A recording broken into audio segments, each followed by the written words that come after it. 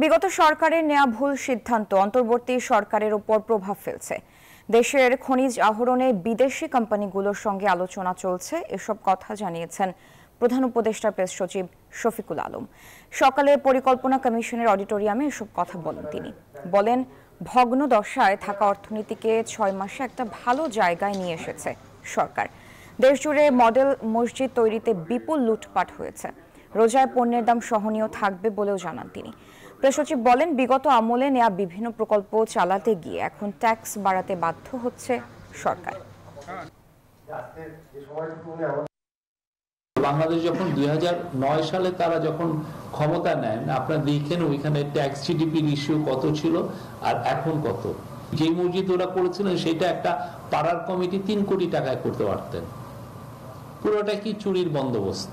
6 মাসের মধ্যে এটার যে রোগ সেটা মোটামুটি আমরা ঠিক করে এখন আবার আমি বলবো যে এটা ইট ইজ রিগেইনিং ইটস হেলথ।